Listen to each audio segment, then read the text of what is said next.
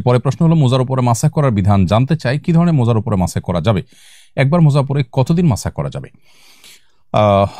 এর উত্তর হলো যে মোজার উপরে মাসা করার এই বিধানটি আহলুস সুন্নাহ জামাতের একটি আলামত।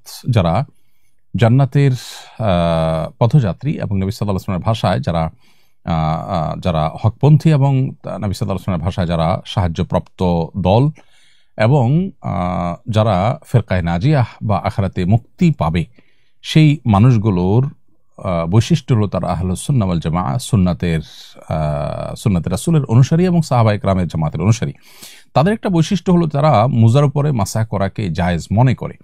অর্থাৎ একজন মানুষ পূর্ণাঙ্গ ওযু করার পর, যে ওযুতে হাত মুখ ধুয়েছেন, পাও ধুয়েছেন, মাথা মাসা করেছেন, পূর্ণাঙ্গ ওযু হয়েছে, ওযু অবস্থায় তিনি যদি মোজা পরেন এবং সেটা পরে তিনি যদি 24 ঘন্টা পর্যন্ত এটা পরিধান করা অবস্থা থাকেন, না খুলেন, তাহলে এর মধ্যে যতবার তিনি ওযু করবেন পাও ধোয়ার জায়গায় পাও না ধুয়ে ভিজা হাত পায়ের উপরে মোজার উপরে মাসাহ করে নিলেই হবে। উপরের অংশে শুধু একটু টেনে নিলেই চলবে, দুই পায়ে দুইবার দুই হাত দিয়ে।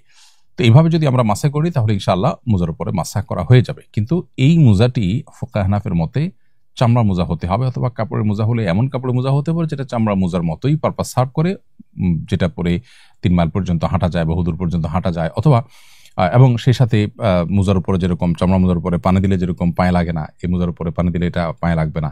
আজকাল যে সমস্ত আপনার সুতার মোজা পাওয়া যায় বা কাপড় মোজা পাওয়া যায়, সে সমস্ত মোজাগুলো আসলে এই পারপাস সার্ভ করে না। এই জন্য ফুকাহে হানাফির মতে এই মোজার উপর মাসা করা চলবে না। যদি এ সম্পর্কে সৌদি আরব উলামা ইকরাম বা হাম্বলী মাযহাবের উলামা ইকরাম তাদের মত ভিন্ন, তারা মনে করেন যে এই মোজাগুলোর উপরে মাসা করা চলবে। আর মাসাটা আমরা যখন নিজ ঠিকানায় থাকবো তখন 24 ঘন্টা পর্যন্ত আমরা মাসা করতে পারবো, আর যদি সফরে থাকি তাহলে 3 দিন 3 রাত পর্যন্ত মাসা করা যাবে। এবং এটা শীত গরম সব মৌসুমে করা যাবে এবং মাসা করার কারণে কোনো সওয়াবের কমতি হবে না। অতএব পবিত্র অবস্থায় মোজা পরার পর আমরা এই মাসা করার সুবিধাটা পাবো, এবং এটার মেয়াদ শেষ হয়ে গেলে আবার মোজা খুলে পূর্ণাঙ্গ উযু করে আবার আমরা চাইলে মোজা পরে তারপরে যতবার উযু করবো মাসা করে নিলে চলবে, পায়ে ধোয়ার পরিবর্তে।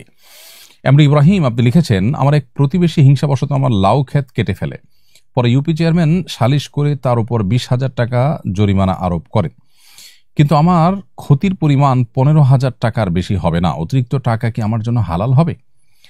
ভাই ইব্রাহিম, আপনার যতটুকু ক্ষতি হয়েছে ঠিক ততটুকু আপনি ক্ষতিপূরণ নিতে পারবেন, এর বাইরে অতিরিক্ত টাকা নেওয়া আপনার জন্য জায়েজ হবে না। যেহেতু আপনার 15,000 টাকা ক্ষতি হয়েছে, বিধায় 15,000 টাকা রেখে বাকি 5,000 টাকা ওই ব্যক্তিকে আপনাকে ফেরত দিতে হবে। অর্থাৎ সালিশে ইউপি চেয়ারম্যান আপনার পক্ষে 20,000 টাকা রায় দিয়েছেন বলেই যে 20,000 টাকা আপনার জন্য হালাল হবে, ব্যাপারটা কিন্তু তা নয়।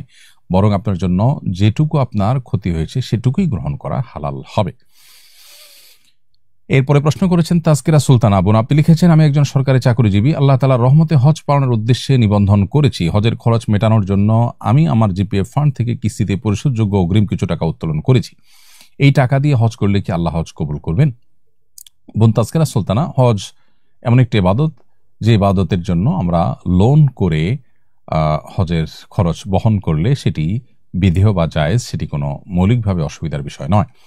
জিপিএফ ফান্ড থেকে যে আপনি অগ্রিম টাকা নিয়েছেন, এটা যদি সুদ মুক্ত কোনো লোন হয়ে থাকে তাহলে তো কোনো অসুবিধাই নেই। আর যদি এটা সুদি লোন হয়ে থাকে তাহলে এটি একটি গুনাহের কারণ আপনি হজের মতো ইবাদত বা যে কোনো কাজ করার জন্য সুদি লোন নিয়ে সেটি কাজ করতে পারেন না, সুদকে আল্লাহ তাআলা হারাম করেছেন। এমনকি হজের জন্য আপনি সুদি লোন নিতে পারেন না।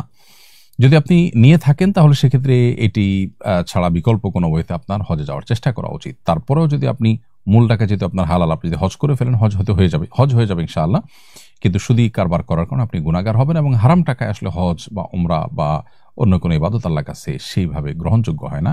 তবে আইনত আপনার হজের অন্যান্য বিধিবিধানগুলো পালন করলে হয়ে যাবে। আল্লাহর কাছে গ্রহণযোগ্য করবার জন্য হজ যে অর্থে করবে সে অর্থটা হালাল হওয়া উচিত। যদিও আপনি এখানে যে টাকাটা নিয়েছেন সে টাকাটা হালাল, এটার এগেনস্টে যে সুদ দিচ্ছেন সেটা হারাম। এই যে সুদি লেনদেন করেছেন, সুদি লেনদেন করে যে হজ করছেন সেটি আপনার হজের মানকে কমিয়ে দিবে এবং মর্যাদাকে নষ্ট করবে। এই জন্য আপনার সুদি লোন হয়ে থাকলে সেখান থেকে আপনার ফিরে আসা উচিত।